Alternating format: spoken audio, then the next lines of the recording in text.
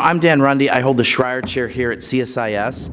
I've been interested in how the United States thinks about how it staffs itself for the challenges of the future. And one of the ways in which we exercise our soft power is through AID.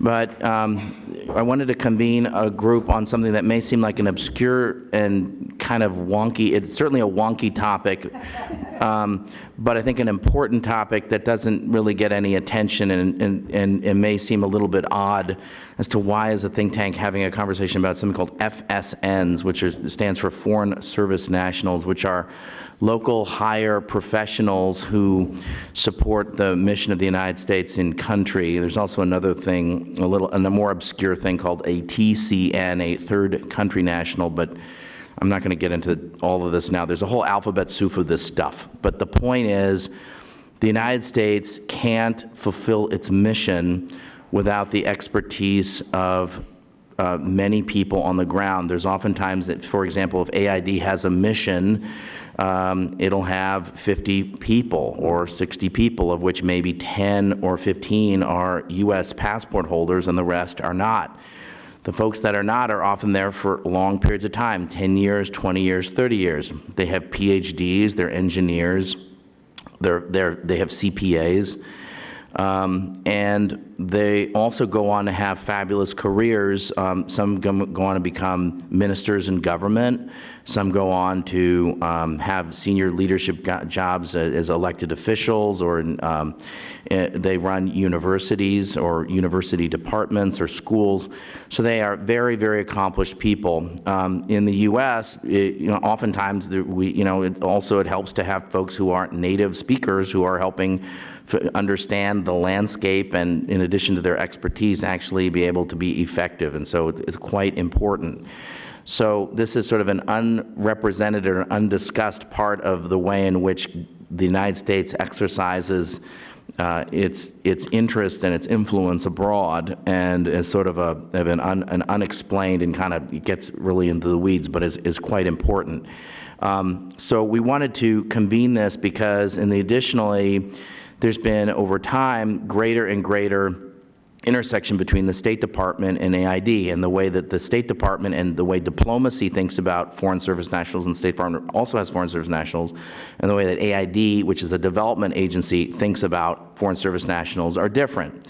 And so as we bump up against issues of consolidation and efficiency, and we bump up against approaches and assumptions and cultures, it sometimes can create some frictions and some misunderstandings. So that, I think, is the context by which we're convening this discussion. My friend, Administrator Andrew Natsios, feels very strongly about this issue and has agreed to do a 5-minute video that we're going to play now. He couldn't be here with us in person, but felt strongly enough about this to take the time to do this. And I think we'll kick off this conversation with the video from former Administrator of AID, Andrew Natsios.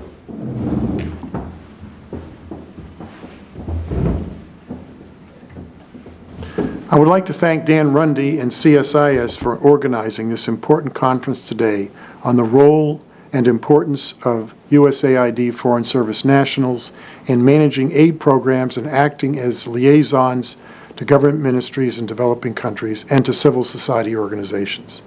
This subject has virtually no visibility in Washington policy circles and is of little interest to the constituency groups which support the 150 account and foreign aid generally. If any scholarly studies have been written by academics, research institutes, or policy centers on the USAID workforce, I have been unable to find them. And yet every AID officer with any experience overseas knows that the agency would not be the agency without the FSNs, which make up 65% of the direct hire workforce, though they are neither foreign service officers nor civil servants. They are the best source of information on what is happening and the societies aid programs serve. They are the best face of AID and America in dealing with any sector or constituency of the country. They speak the local languages and understand the nuances of the culture and politics. They can do all these things because they, in fact, are citizens of their own countries, and yet they understand how AID works, what it does, and how it does it. They understand what America is all about, and they are development professionals. They are the institutional memory of what AID has done well or not so well in their countries. They are the continuity for our aid programs around the world.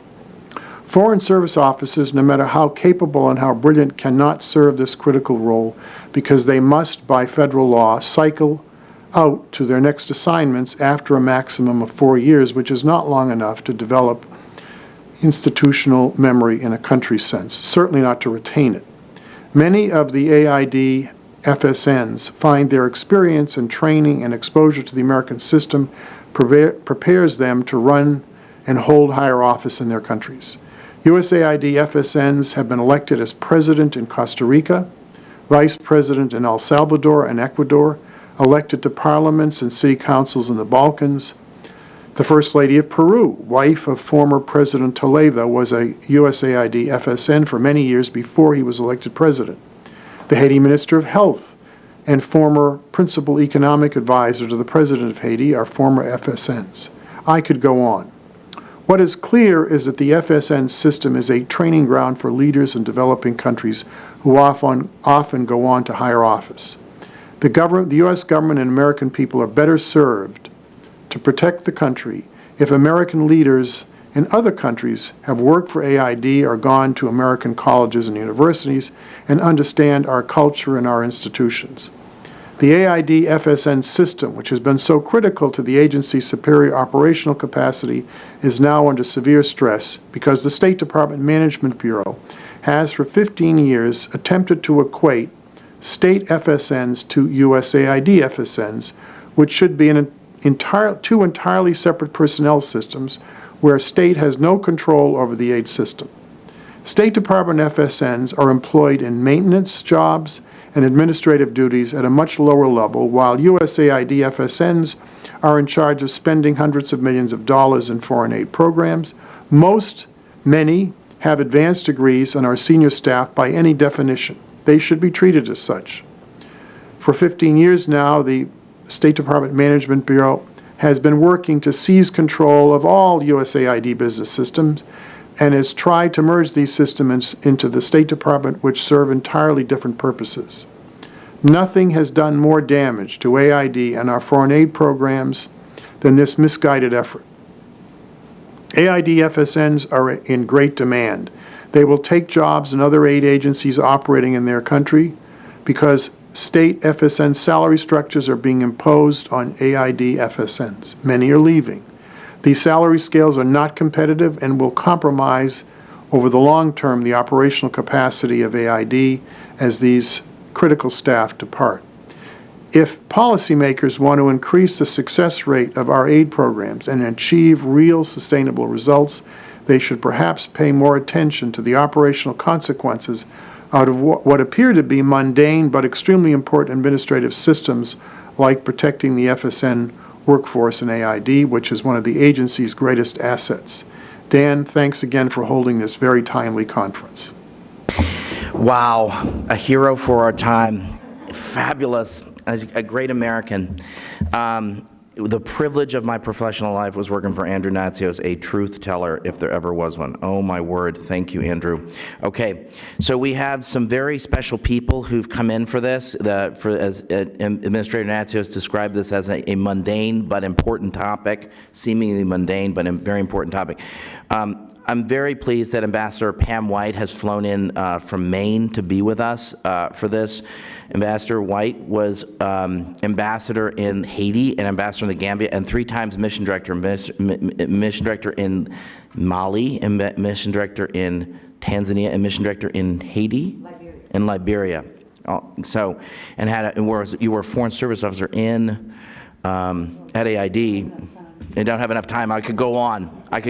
So let me start with you, Ambassador White, because I think I'd like you to talk a little bit about the difference between how you were an ambassador and you were a mission director. And many years ago, you were an executive officer at AID. So you've had a very interesting career. Could you just talk a little bit about how the State Department sees FSNs and how AID sees FSNs? And either your reaction to what you heard from Administrator Natsios or any other thoughts you might have. Okay. Thank you so much. Thanks for inviting me. It's funny you saying she flew in from Maine. It's like, normally I'd fly in from Ghana or Tanzania. And like, but anyway. All the way from exotic Maine. Yeah, an hour and a half flight. But anyway, it's great to be here, and it's great to see so many young faces out there. I'm always so afraid that we're not continuing to interest people in the Foreign Service, and it's a fabulous career. We need your youth, we need your energy, so welcome. stick with us. Yeah, the difference is just so fundamental, because development and diplomacy are two very different crafts, if you will.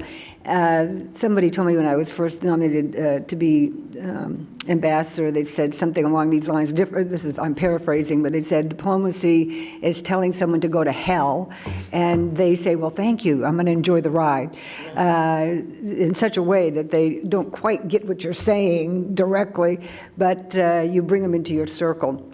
But development, as obviously all of you know here, is what we do in third worlds to improve the conditions in that country. And it's a very rewarding career and very fulfilling. But the diplomacy really is an American job, if you will. We're there, the United States government sends Americans into its embassies around the world to be the face of America. We're there to represent the views of the senior leadership in Washington.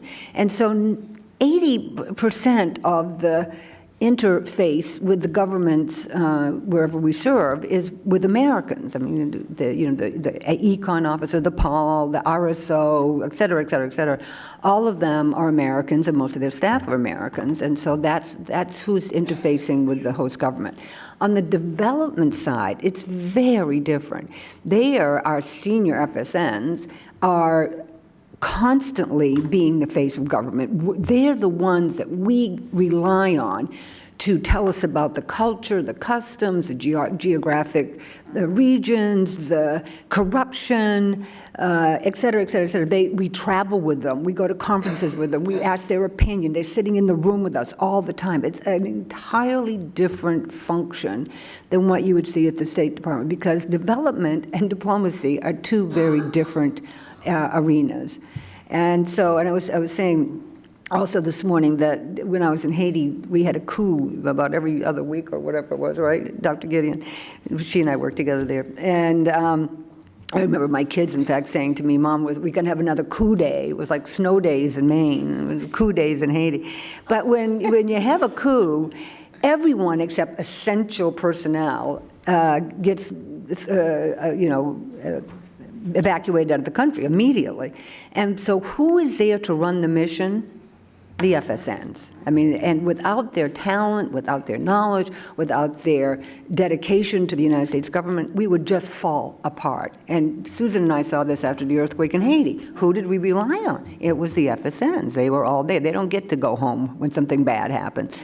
So, like I said, and by the way, the State Department could run just fine and dandy only with Americans in the building. I mean, at the upper levels. Now they need the drivers and they need the maintenance staff and what have you. But at the upper levels, but we can't function without our FSNs, because they're right up here and an intricate part of everything that we do. Okay, so Pam, why has there been this, whatever you want to describe it, misunderstanding or conflict? Could you comment on that a little bit, please?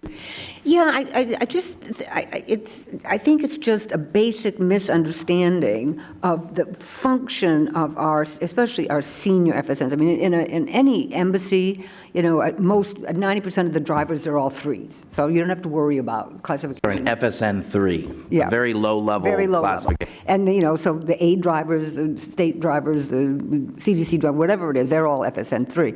But when you get to these upper levels, like what is the appropriate grade for a medical doctor that has done all kinds of research, that is multilingual, that has studied at Harvard? I mean, where do you plug that person? And they don't know. They don't have those people working for them.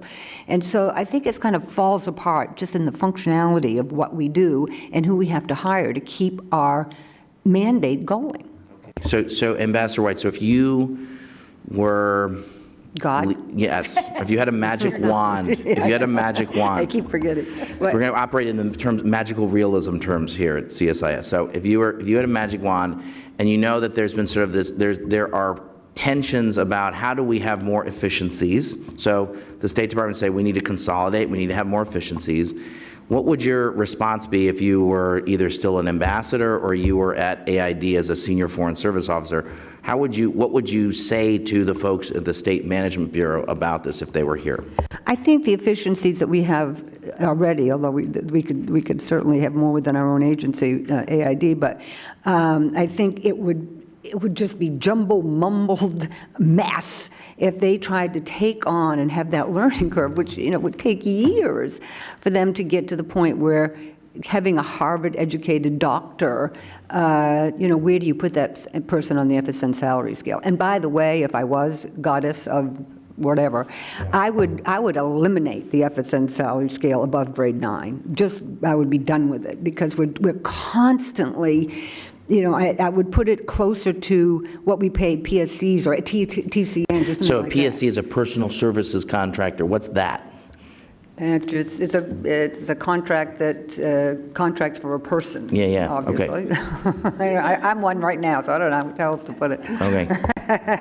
Maybe how far they've fallen, but because we try to put these magnificent professionals in a box where they really don't fit. They really don't fit. They don't fit as an FSN 12 or FSN 13. And so what do? Often we hire an American or TCN third country to come into these missions at triple the cost of an FSN. If we just paid the FSNs a little higher salary on some scale, but like I said, I hate the scale, but I hate the FSN scale, but that would be equivalent to what we would pay a TCM without maybe all the benefits. Okay. Thank you very much. Thanks, Ambassador. Okay, so Susan, so you were the USAID counselor, which is the most senior foreign service officer. You had a very interesting career as a foreign service officer. You're now you've transitioned to a related life, but a different life at the International Youth Foundation. We're the chief operating officer. But I know you were. Could you talk a little bit about your professional experience vis-a-vis FSNs and some of your interactions around what was called the QDDR, which was a massive planning exercise between state and aid, and some of the things that came out of that, and some of the issues that come up as we talk about these issues of consolidation and managing an effective workforce. Yeah, thank you, Dan. Well, first, there we go.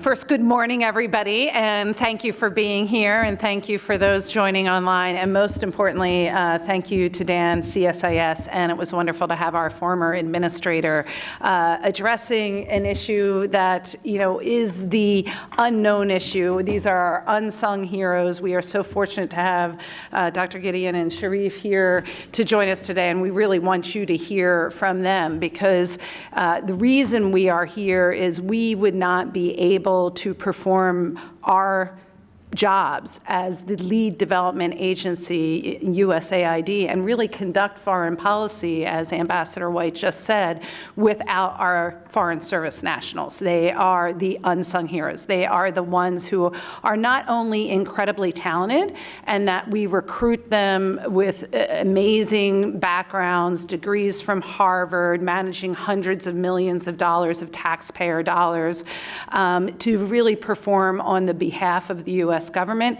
But as Ambassador White just described, and our administrator and Dan, they are the ones who are the continuity and the glue. As not just foreign service officers, but frankly, any expat coming into a country, as we know, when we perform development functions, we're entering into a local system. And we bring certain technical knowledge and understanding, and obviously we are very mission-driven, no matter where we are within the ecosystem of development. But ultimately, it is the host country. It is not only the local staff within USAID, but it's the host country who we're partnering with that ultimately will be the deciders, as they should be, of the direction and the trajectory of their country. So we are so fortunate to have more than half of our staff of USAID to be Foreign Service nationals who are not only incredibly capable and talented and, doctors, and I worked with a nuclear physicist in Russia. Others, as the administrator said, had gone on to incredible careers as Supreme Court justices and leadership positions, but that they will continue long after we have left, because, as they said, we have to rotate, not just as Foreign Service officers, but really most expats who come in and out of countries. So whether there's a disaster, as, for example, in Haiti, not only the earthquake, but actually in 1991, one of the many coups, our mission director, David Cohen, is here, who was leading the mission at that time, and he stayed, as well as Dave Eckerson, who was here earlier, and everybody else had to leave. Everybody else left the mission, except for our FSNs, of course. And yeah, Pat, well, no, you had already rotated out, I think, at that point, on to your next, maybe, I don't know. Anyway, but there's a very few number of Americans who are allowed to stay. I should also really qualify that, because there are restrictions. We have to get our expats out. But it's our Foreign Service nationals who continue that humanitarian assistance program, who continue that work. And so the continuity, the glue that they provide on behalf of the U.S. taxpayer is absolutely fundamental. So now to fast forward to where I think Dan was really leading me to go, to the importance of the FSNs and the progress we have tried to make, I think, in the last decade in particularly, because as there have been issues of soft mergers, of consolidating services between USAID and State Department, the FSN issue comes up time and time again. Would it be better just to have them all merge within one central function managed by the State Department, managed at post by the management counselor, and treat them all the same? And the answer is no. And it's for all the reasons that we just talked about. But what are the concerns? And then why, for example, during the Q2DR and in the aftermath of that, did we create a Foreign Service National Advocacy Council, which I'm so pleased Sherif is here from USAID, who was really the leader of this and has been the champion and leading the office behind this for the last 6 years, is because we need to make sure that we not only invest in, frankly, our most important part of USAID in our professional development. We need to make sure we're compensating them. We may need to make sure that they can advance.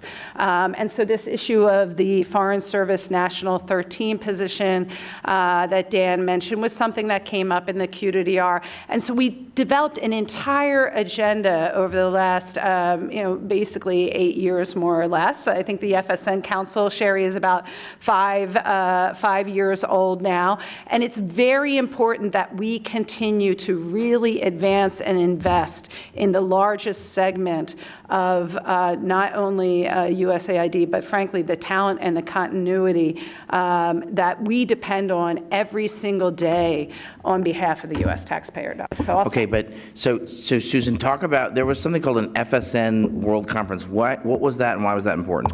Yeah, so it was incredibly important. As you know, we have approximately 70 missions around the globe, 70 USAID missions around the globe.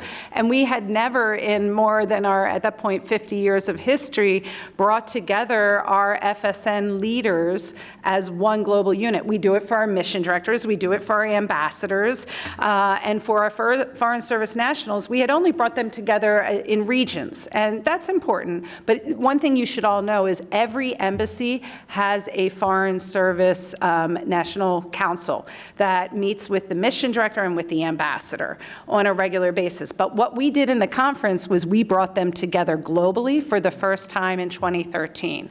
And what was most important about, conferences can be conferences, but what was the most important thing? By the last day, they said, well, we have an action plan, and we want the administrator to hear what we really need globally in order to advance, so that we, USAID, the lead development agency can be as effective as possible. And they came up with a 10-point action plan. The Administrator Shah, blessed it that day and said, move forth. And since that time, we created a council that has had very clear objectives, targets, results that we had to meet, and reporting to the administrator on a regular basis. I hope under Administrator Green's leadership, and I have to imagine this is an issue that he is seized with, having been a former ambassador, understanding the importance of the role that Foreign Service nationals play, that this advocacy council and the agenda continues. Because if we lose the capacity that we have built over decades in our Foreign Service nationals, then we will lose our ability to perform on behalf of the American people. Okay, so let me just push a little bit further, Susan. So my understanding is because of some of these misunderstandings, or let's even call it conflicts with the State Department, and sort of this change in sort of the mindset about especially because the USAID hires doctors, very highly qualified doctors, engineers, et cetera, and sort of there's a misunderstanding from a State Department diplomacy standpoint, like why does AID need so many of these highly paid FSNs? There's been a whole series of issues around who gets to write up the position and who gets to set the pay scale. Could you just spend a minute on this issue of like how that gets done? It's a completely eye-glazing topic, but it's really quite important. So could you just spend a minute on that, and then could you spend a minute on when you want to hire a doctor in Haiti? There's this thing called pay scale, and we say, okay, well, I'm going to go and look out and see what's the comparable pay and how's that all work? Because it seems to me that also, again, is it sounds like a stupid and mundane topic, but it's really quite important. Could you just spend a minute on that and explain some of that, please?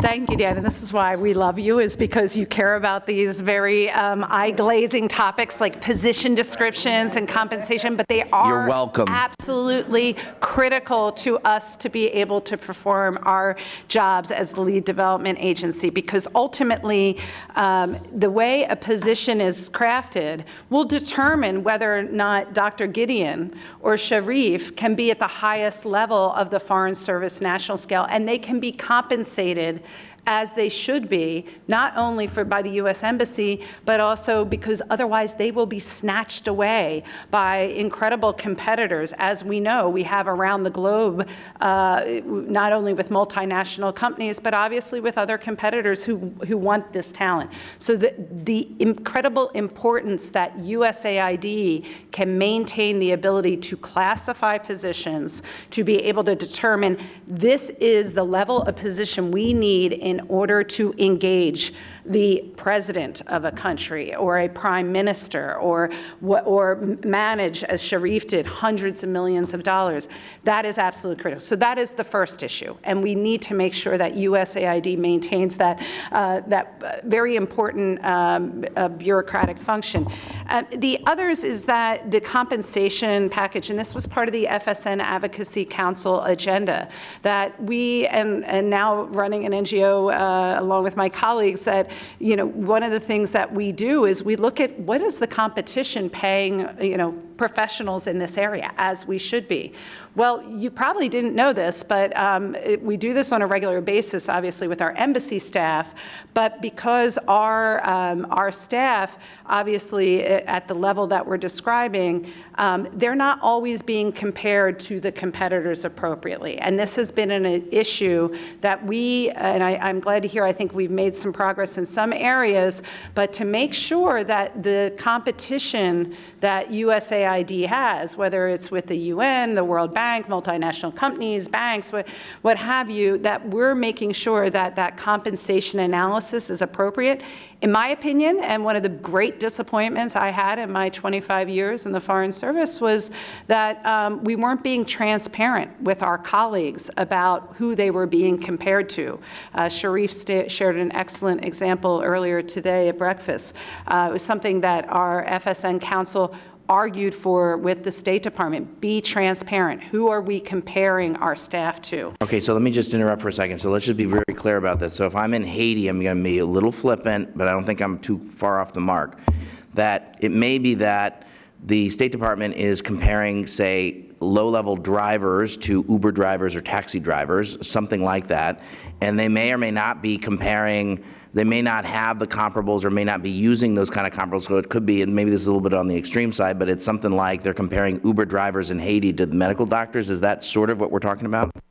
That is a bit of an extreme example, but I it think is. I'm in the zip, but am I in the zip code? No, that's exactly the case of we as, because the embassy, what they don't call them foreign service nationals, they actually call them locally employed staff.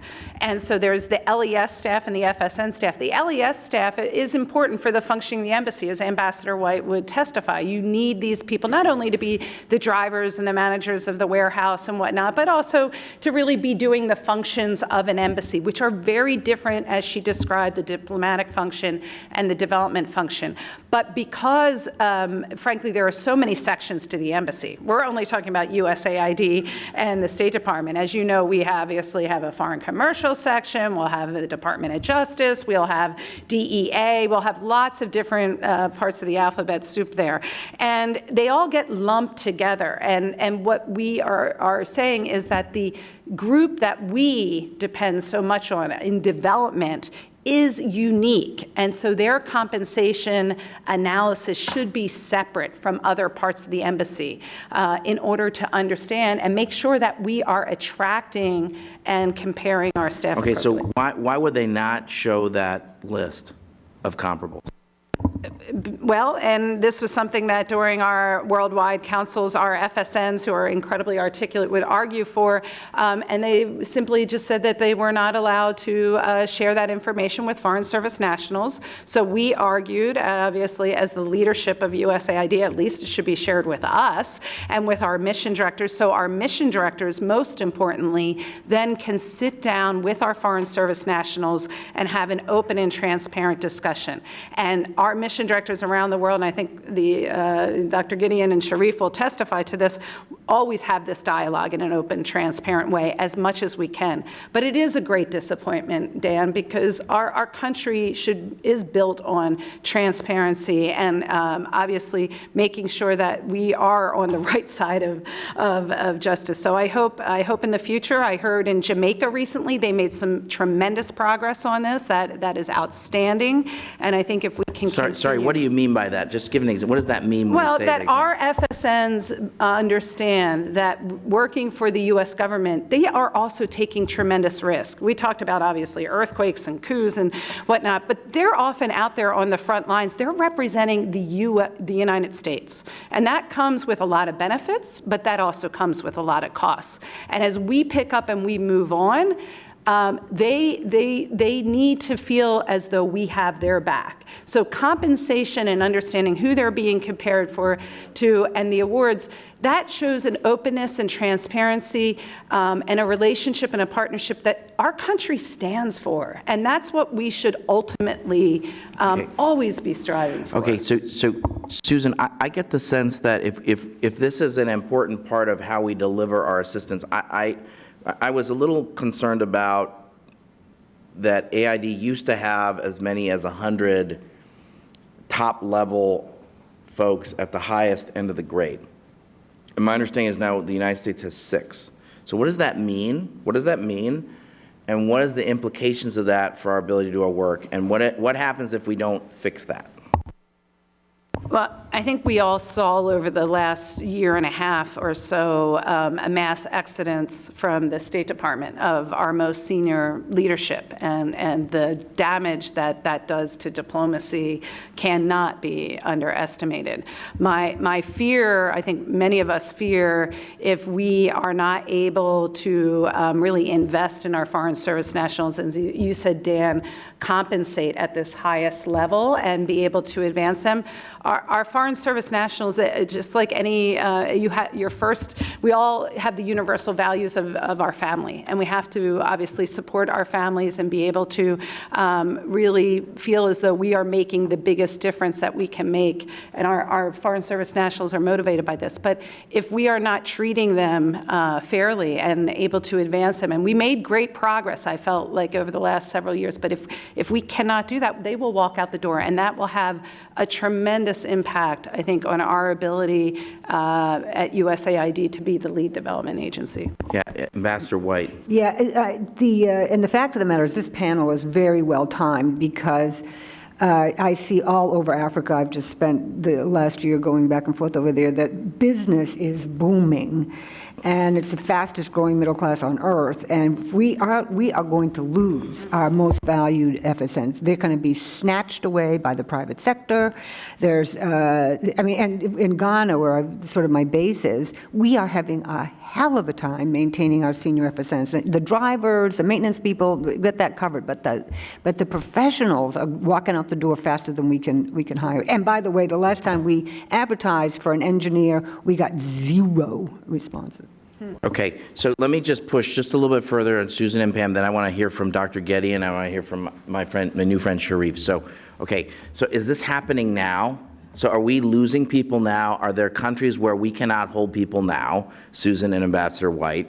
And is that a function of some of this, let's call it, maybe I won't call it dysfunction, but maybe let's call it tension or brokenness between efficiencies and a consolidation temptation on the part of the State Department while balancing sort of our ability to actually do our jobs? Could you talk a little bit about that, please? Are there specific countries?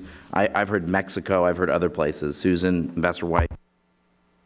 Sure, just really quickly, I mean, this has been an issue where we'll have certain missions and embassies, missions hemorrhaging at certain times. Ghana, and Pam, I think, just got back from Ghana, so she can speak to the most recent, but Ghana, when Jim Beaver was the mission director, they were losing over 50% of their FSNs, and that had to do with compensation. And again, we went to the mat on that. Mexico, I know between FY14 and 16, lost 68% of their foreign service nationals. Okay, can I just say, that's a bad thing, right? It's a terrible thing. Okay, it's a terrible thing. And so we're always really, when we see this happening in certain USAID missions, we immediately address, we're on the issue. What do we need to do? How do we address it? But it's almost like playing whack-a-mole, because you're, again, with 70, 80 missions around the globe, you're constantly looking at, okay, what's happening in that country, what's happening in that mission, often, obviously engaging the ambassador. Often the ambassador is very alarmed by this, and you're then dealing with State Department. You're finding it's compensation issue. It can be professional development issues. It can be, in some cases, supervision. We should not assume that just because expats come in and they supervise foreign service nationals, that they're outstanding supervisors. And I don't know how our foreign service nationals deals with so many expats coming in and out at varying levels of competence, not only in their technical field and supervision. So there's a lot of investment, and I'll say one last thing, and then obviously Ambassador White, and then want to hear from Sherif and Dr. Gideon. But the larger issue is how we manage our human capital talent for the 21st century, and we have to restructure it. That is, I think, the call to action for this administration if we really want to be able to advance U.S. foreign policy. Okay, thank you. Okay, I rest my case. Thank you. Okay, so Dr. Gideon, thank you for being here. So you I want to say something. Okay, all right, Ambassador, I'll give you a chance, and then I want to give Dr. Gideon a chance. No, I'm just quick, and that is, yes, we are losing. I just came back from Ghana. Like I said, we are losing some of our top-notch people, but which is bad enough. After we've invested in them, we've trained them, we've sent them around the world, we've sent them here and there. That's bad enough, but we can't replace them. We go months and months searching for a replacement. Was a couple of jobs we were advertising for the 4th and 5th time. So it's a disaster. Okay, thank you. So Dr. Gideon, you flew up from either, I can't tell if it was Port-au-Prince or from Miami, but you're a very busy person. You're the dean of a medical school. You have a graduate degree from Harvard. You're a medical doctor. You were an FSN from 1986 to 1997 with AID. You had worked in the health ministry. Then your country called you back and asked you to be health minister after being an FSN. So you were one of the people I really wanted to be on this panel, because I think there's sort of this, like I said, I think we've heard this conversation about there's different mindsets about foreign service nationals. And I said, I want somebody who's made it big in their career. And you, Dr. Guinea, have made it big in your career in the field of public health and medicine. So I'm so pleased that you would agree to take time out of your busy schedule to be with us. It's a privilege and an honor to have you here at CSIS. So could you talk a little bit about how did you end up working as an FSN at USAID? Thank you, Dan, for this question, but allow me to present my respect to this very select audience. I'm so pleased to see people I worked with many years ago, and to thanks also my salute, my co-presentator, the panelists, and to thank you for the invitation. How I ended up working as an FSN for USAID? It was very simple. We followed standard procedures. USAID had posted a job request for in the most read newspaper in Haiti, the Le Nouveliste. I responded to this, This advertisement? let's say to this advertisement. And I was called for an interview. I went, of course, and instead of the usual interview process, I was delighted and I was honored to meet with the mission director and to the chief of health, population, and nutrition office. I felt confident. It was a conversation. I met with them twice, and I was called. And said you're hired. Days after, I was hired. Pretty much. But I have to say that USAID was at the forefront of foreign aid in Haiti at the time.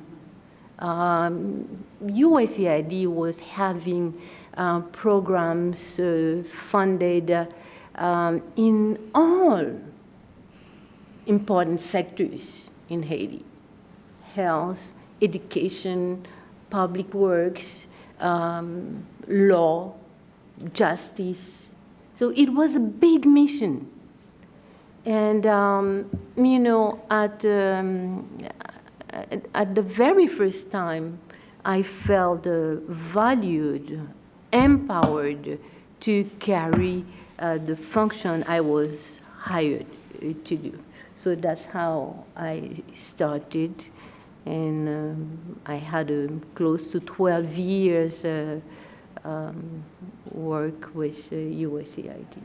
Okay, and so from there, how did it? You got a phone call.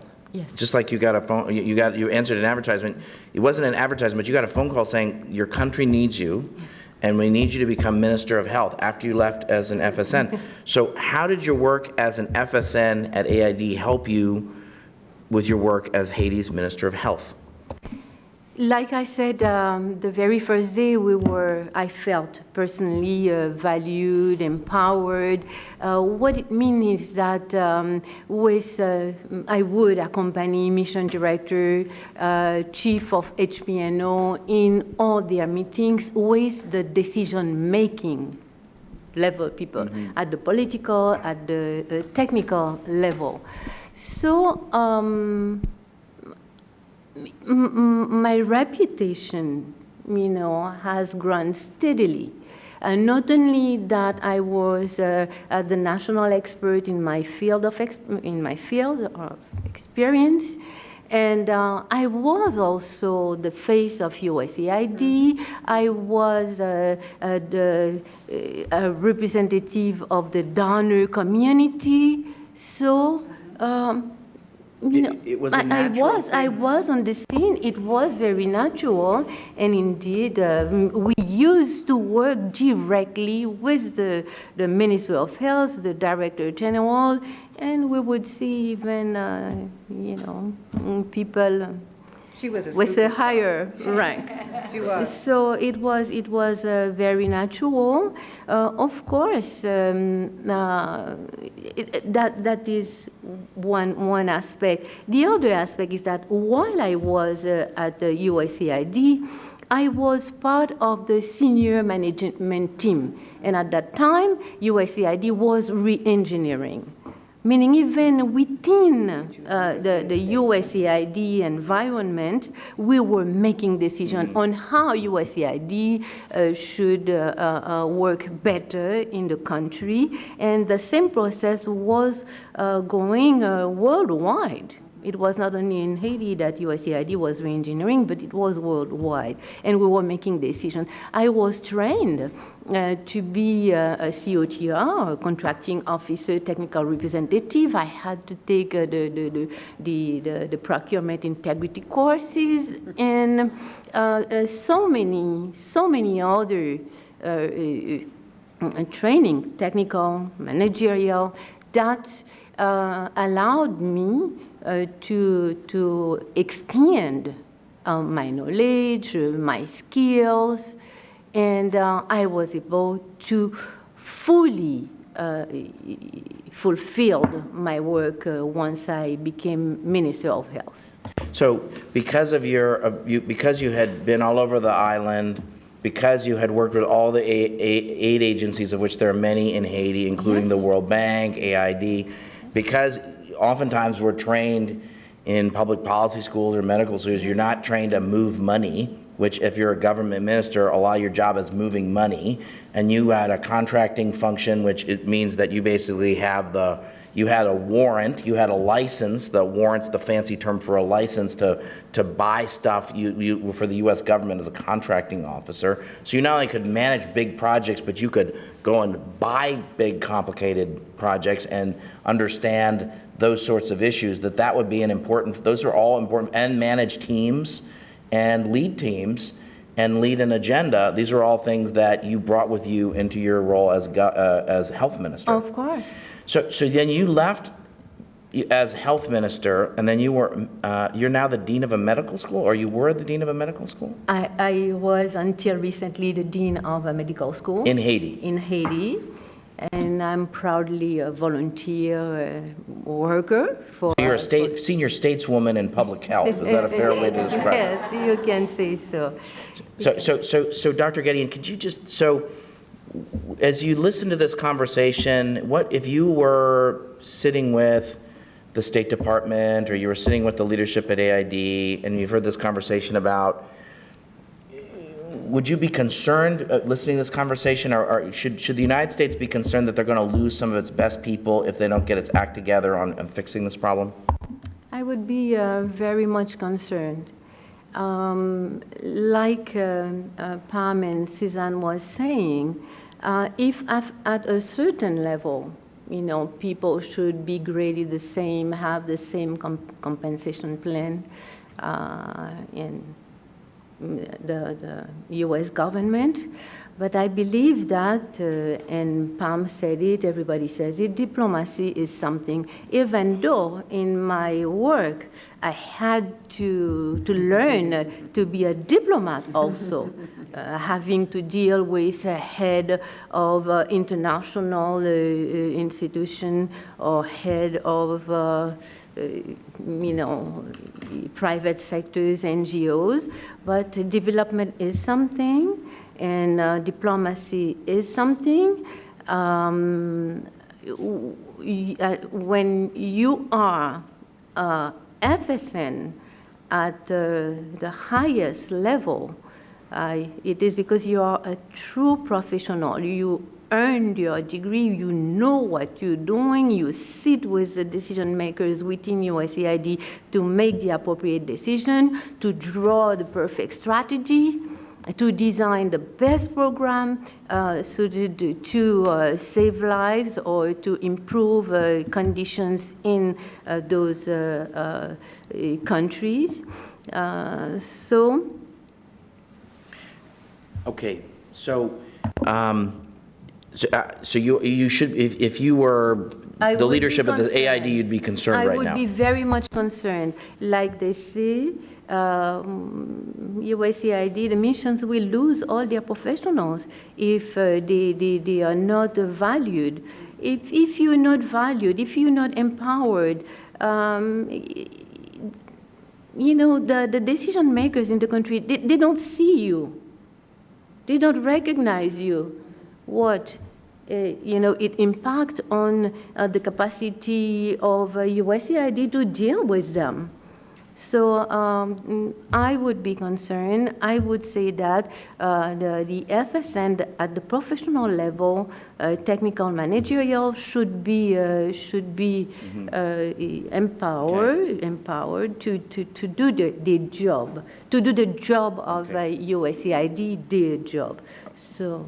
Okay, Dr. Gideon, thank you. So I'm going to roll back the cassette tape 25 years, and in a simpler time, there were, so when you were the top-ranked FSN in, say, 1995 at the Haiti mission, there were probably 100, Susan, is it fair to say there were 100 folks in the aid system at the top-rank FSN level? Is that a fair number, más o menos? Work with me, right? Worldwide? Yes, worldwide. Okay, so at the time, 25 years ago, there were 100 folks like Dr. Gideon. How many are there today? I think we heard a number earlier this morning. I heard a number called 6. I heard a number. Is that right? Is it 6? So Susan, what does that say to you when you hear that we went from 100 top-ranked FSNs 25 years ago to 6? What does that mean, and is that a bad thing?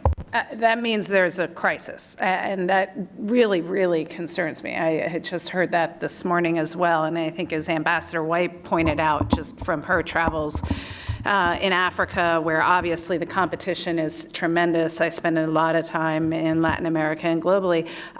It isn't like 25 years ago where we didn't have the competition. I mean, we all talk about how official development assistance has changed in the private sector, and we talk about remittances, but we don't talk about how we actually get our job done. And the way we influence, the way that we impact other countries, it is through our Foreign Service nationals. So to lose where we used to have hundreds at really top-notch FSNs with incredible qualifications, and we no longer can compensate them and retain them at the level we need. That is really very distressing.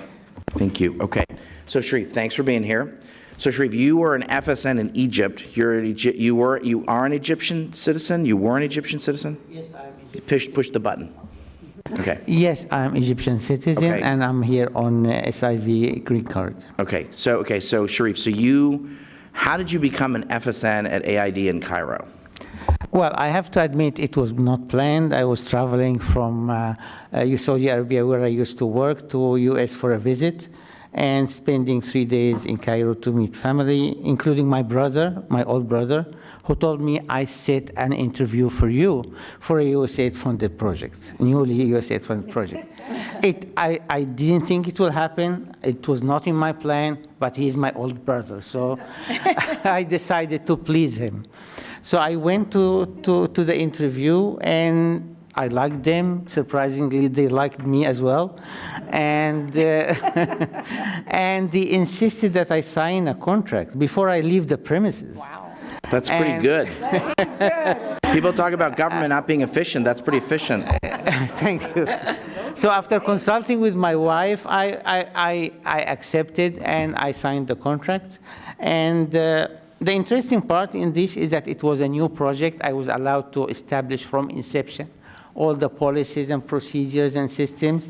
And I did, to the extent that USAID Egypt, at that time, the headquarters for me, asked me to replicate these systems into other projects. Okay, so Sherif, let me just ask you, just a couple more questions. So what kind of degree did you have when you were hired? Did you have a master's degree or just an undergraduate degree?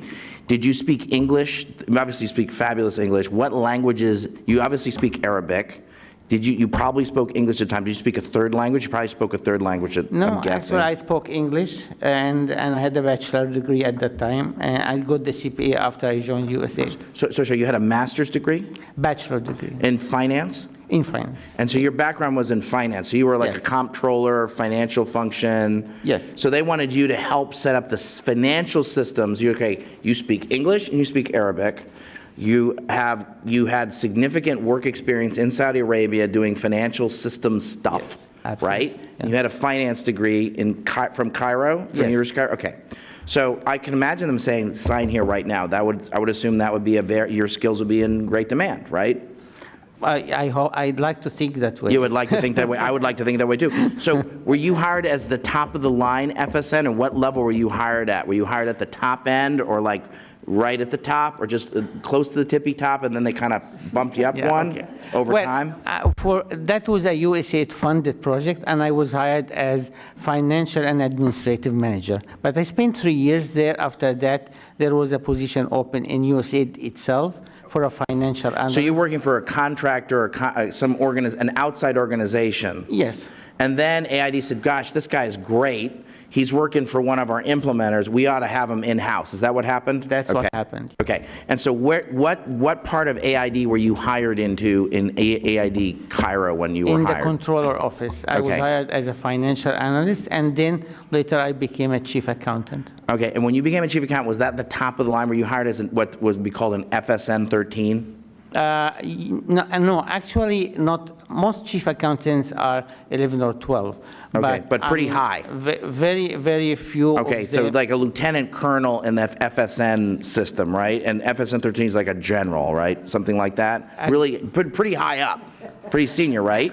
Thank you. Again, I would like to think that way. Yes. But I think I want, again, I'm making the point that I think we spend way too much time in the development business speaking wonky talk, and then Earth people say, what the hell are you guys saying? Because you guys talk in wonky talk. So there's a reason I'm pushing, because then people say, I don't understand what the hell you guys are saying because you talk in this gobbledygook. So that's why I'm pushing to get at this, okay? So you got hired, you ultimately moved up the chain, and you were very high as an FSN 12.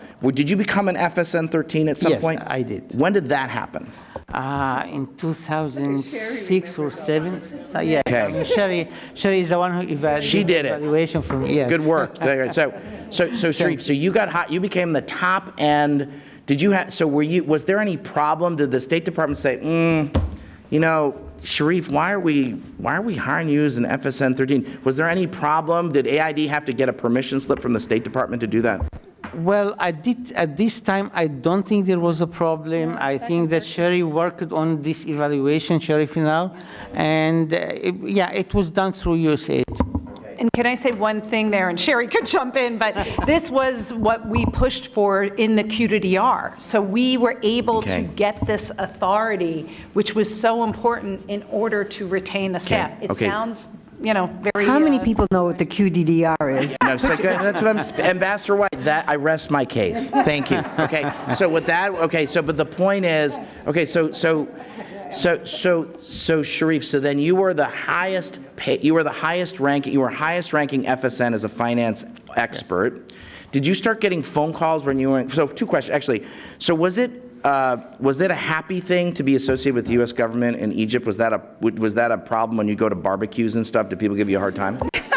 And I'm quite serious about this because I was happy. I was proud to be part. No, I understand that. I understand you were, but did you ever get any trouble because of that? Did people give you a hard time? No, in Egypt at that time, I mean, in the environment in Egypt, it was appreciated. USAID was appreciated.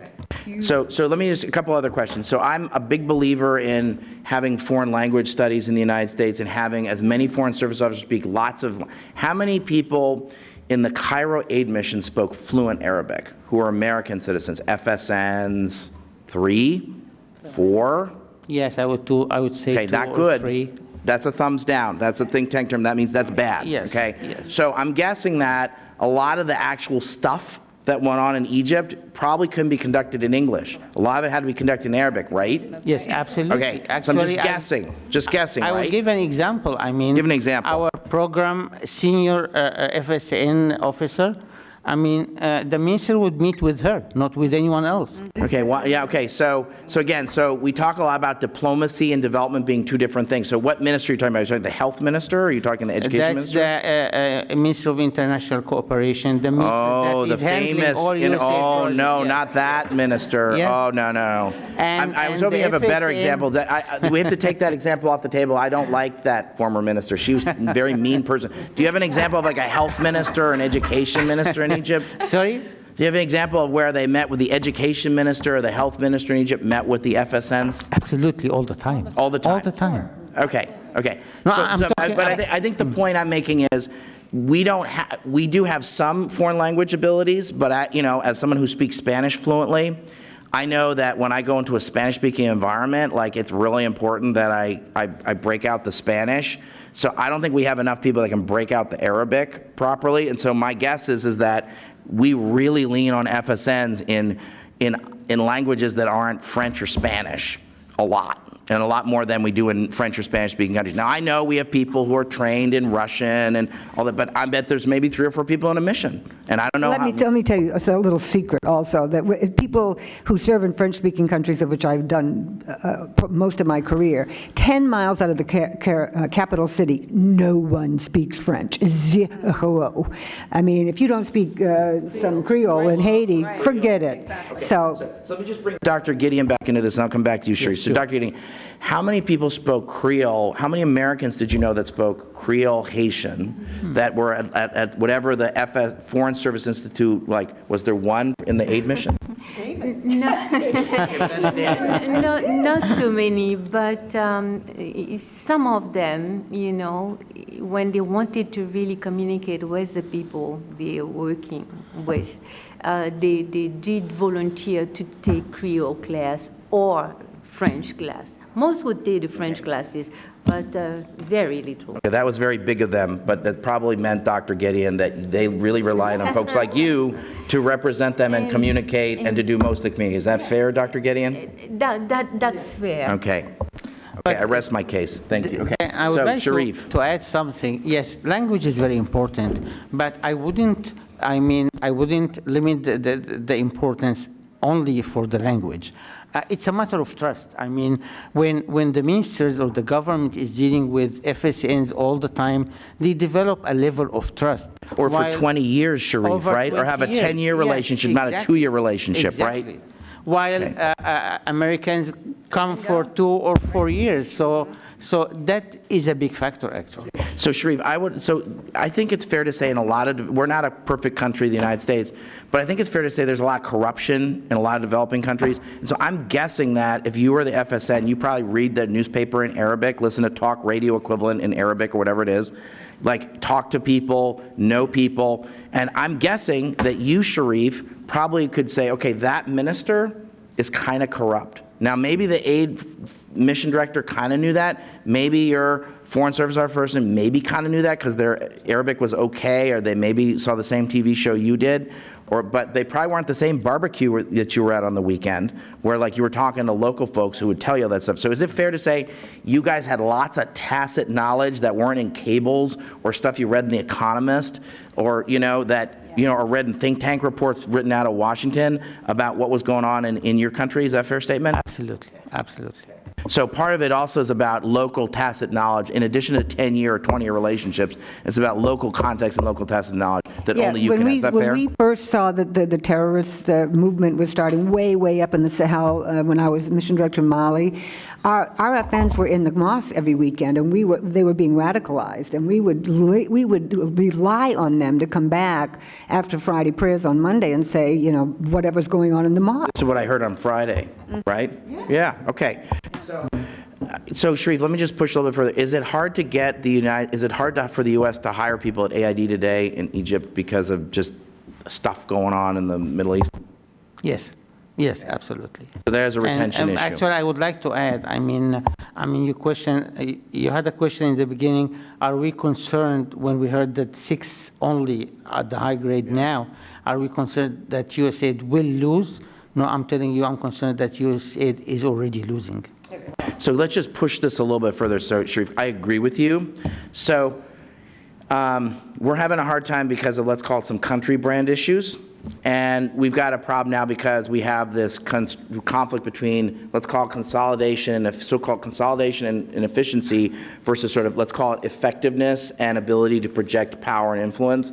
I'm going to go with door number 2. I'm with power and influence personally, so I'll just put that on the table. So if we don't have enough, if we can't hire people because we're comparing them to Uber drivers, whatever the HR classification is, well, I'm hiring the carpool to Uber drivers, and so I'll compare the financial controller to Uber drivers, and I won't tell you what the comparable is, and so I got to assume it's Uber drivers until you show it to me. Yes. We got a problem, right? We got a big problem. Okay, so if Mark Green was here, the Ambassador Mark Green, who's the administrator of AID, what would you say to him? Would you say this is a problem, and what steps should Ambassador Green take? Now, it's probably not totally fair, given that you're on You the are payroll putting me right in now. a It's a very little bit dangerous tricky. situation, So maybe, man. why don't you think about But, that, and I'm okay. going to ask Susan and Pam to answer that question, and then why don't you think of a diplomatic, subtle and nuanced answer. But I'm going to ask Susan and Ambassador White and Dr. Gedding, who are not on the payroll right now, to answer that, and you can come up with a subtle response at the end. So I want everyone to say, okay, so what are the steps that you would take, and what's the end state that we want? Do we need 50? Do we need 70 FSN 13s around the world? I mean, if we have 6, I'm guessing that's a bad thing, and shouldn't we be able to have some ability to go back to that? So I'm going to start with you, Susan. I want to hear from you, Ambassador White. And so, like, what are the specific 1 or 2 specific concrete things? Let's assume we all think this is a bad thing, so thumbs down, right? But tell me what the specific concrete steps are, and then I'll let you, Sherif, go last, since you're on the payroll, and you got to be a little bit careful about what you say. Susan, you go first, please. I will give you one specific thing that I think any new leadership team should always do when they come particularly into senior leadership positions in Washington, as Administrator Green and his team have done, is they need to listen to the most important part, the largest part of the USAID, and that is obviously our FSN. So the one concrete thing they should do is to have a worldwide conference of our senior FSN leadership, map out that action agenda as they've been working on the action agenda for years, empower, integrate, and I promise they will be as seized with this and with this workforce as I know every other leadership team has been, and so that would be my highest recommendation to do before the end of the year. Ambassador White. Yeah, I think we absolutely have got to look at the higher grades and how we can make them, make sure that they exist in all of our missions. The FSN 12s and the 13s have got to increase yesterday. Okay, Dr. Gedding. Yes, I would dare saying that in countries where USAID mission, the U.S. government has a big portfolio, there should be at least 1 FSN 12 or 13 for each sector. Okay, so one most senior level person for each sector in each mission. Yes, because that person will really ensure the success of what AID is doing in such a particular country. Okay, before I get to Sherif, I want to come back to Ambassador White. So Ambassador White, we were here with the Undersecretary for Management at the State Department, and they said, I don't understand why you guys have all these high-paid FSNs. I've got this pool, and I need to consolidate, and I need efficiencies. You're an ambassador. Come on, Ambassador White, get with the program. Why are you guys, why are these aid people whining about having these high-level FSNs? What's your response to that? Well, you just answered the question. You don't understand. I know I can count on you for subtle and nuance and diplomacy. It's great. That's why I wanted you here. But no, seriously, but Ambassador, seriously, what would your response be to, in addition to you don't understand, which is part of the dialogue that AID has with the State Department, and then we have like this autistic, we talk across each other. You speak diplomacy and you speak development. What would you say to that person? I would say that the unique skills that AID needs to carry out its mission are not the same skills that diplomacy needs to carry out its mission. So I want you to continue to categorize and work on your FSNs, but don't come over to the other side. Our FSNs are unique. They're invaluable to carrying out the development agenda, and we need to have our own authority. Thank you, Ambassador. Okay, Sherif, I'm now coming back to you. So if you were in front of Ambassador Green, what would you recommend? Now that you've had a minute to think diplomatic stuff. All right. Okay. I will say, I agree with all what was said. Okay. That's great, really. But I would like to more deal with the bottom of this problem, which I'll go back to what Pam said before. There is a big difference between diplomacy environment and development environment. And this would not, I know that USAID, HCCM, HR, everyone is working very hard, but there is a limit to what they can do. Because you always get stuck with what state is doing. So I would advise Ambassador Green, if he would allow me, to sit with the Secretary of State and to try to have an agreement of changing the mindset itself. And yes, we can merge, yes, we can work together, but we need to understand the difference in the two cultures. Okay, we have time for 2 very short questions. You get extra credit if it's under 20 seconds. If this is a soliloquy, I'm going to cut you off. So name an organization and a 20-second comment. Hey, team CSIS, can you guys hurry up and give me the microphones because I got running out of time. This woman here, please, and a microphone, and then this gentleman here. Short. Name, organization, short. Quickly, Claire Zhou. I'm a former FSN at Mission China, U.S. Embassy. So thank you so much for this initiative to bring this topic out. My question is to Ms. Rachel. So I understand you said that like you are very concerned about like the human capital talent loss of the State Department, which is very good news for my colleagues in Mission China. And we understand talking about human capital talents, including wages, compensation we're talking about, but also including self-development in your career. Within USAID, I understand for FSO, who is foreign service officers or American contractors, you always have those career consulting or like HR help to develop their career. What about for FSNs? Do you have such a system? And is it like a mission-based or is it So career development for FSNs, right? Yes, okay, that's my got question. it. Thank you. Name, organization, My name is Gustavo Andal. I'm with the Committee for Free and Democratic Equatorial Guinea. So I'm an Equatorial Guinean who's dealt with Teodoro Biang and the family. My father's a former ambassador. And all the technocratic and the turf war that goes on between USAID and State Department. How do you hold accountable these dictators who are running amok in Africa, wreaking havoc, and working against U.S. interests? All right, we get it. With great ferocity. I got it. Okay. So FSN, career development, and how do we push back against the bad guys? Okay, so I'm going to have Ambassador White talk about how we push back against the bad guys, and I'm going to ask Sherif and Susan I'm going to ask them to talk about this FSN career development thing. Brief responses. So Sherif, let me start with you, Susan, you, and then I'm going to end with Pam, Ambassador White, and then we give Dr. Gideon any last parting thoughts. We got to end it here. Sherif. Okay, as for career development, I know that every mission is trying to work hard for their FSNs, but this is not, there are no standards for that. I would ask that there should be standardization for the training requirements, for the career development requirements, and for how far the mission would support financially the FSNs in getting their training or in getting their certificates. Okay, Susan. Thanks for the question, because career development, professional development in the FSNs was one of the key action items of the Foreign Service National Advocacy Council, and this now newly or not so newly created unit within our human capital talent management in USAID Washington is only for Foreign Service Nationals. Sherif is the head of that. You can talk to her. This is exactly where we need to be going, but we need to strengthen it. This is a small unit. I want to make a plug that it should be like triple the size because it's the biggest part of our workforce, and we only have a few people working on it. Okay, great. Ambassador White. Yeah, I got the easy question. You got the easy one. You're an ambassador. Come on. I personally think, and this is not the response that you would get probably anywhere else, but I personally think that we should hold these dictators responsible. I think aid should be tied to good behavior. And if you're going to run your country like it's, your corruption all over the, I mean, I served in the Gambia with Looney Tunes, Jammeh, right? And That's a think tank term. I love that.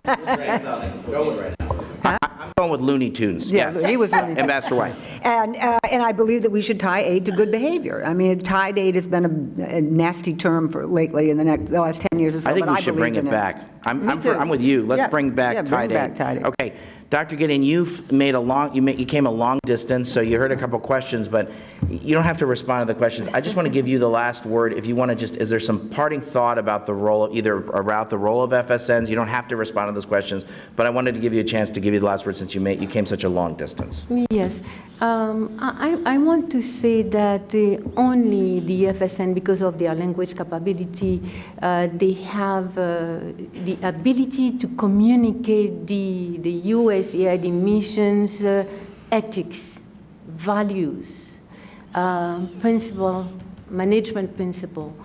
And it is only FSN that are able to really build bridge between client beneficiaries and USAID technical partners. You know, they have learned to listen, to talk, to listen to the people's concern. Yes. So they are best suited, bridge. you know. That's right. Yes. That's All right. And, you know, I would say that it came to my mind that the FSN, such that it, like I said, quote unquote, it's like if they had paid allegiance to their employers.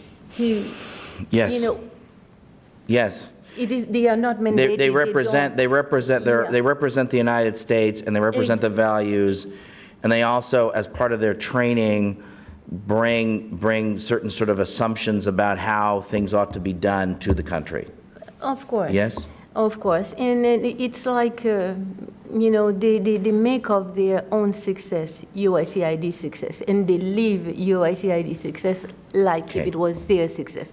So they are invaluable. Okay. If you want to the mission to have successful impact with regard to program they funded, if you want the result to be reached properly, you have to have those FSNs. Okay.